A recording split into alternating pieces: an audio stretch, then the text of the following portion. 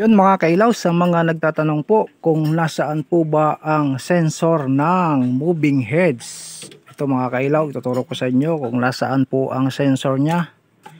Mapapansin nyo po mga kailaw, itong gilid na yan, yun, ito, yung may kulay itim, tapos may tatlong paa. Yan po ang sensor nya.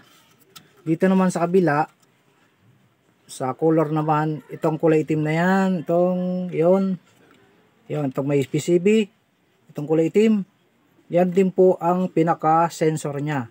Meron pong sensor dito sa color, meron din naman sensor sa sa gobo.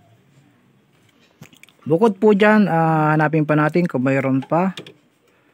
Yun mga kailaw, dalawa lang po ang nakita nating sensor.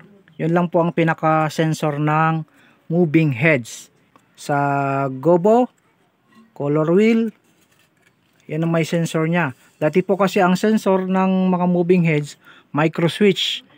Ganito na po ang nakalagay na sensor nya. Mas in-upgrade na po siya.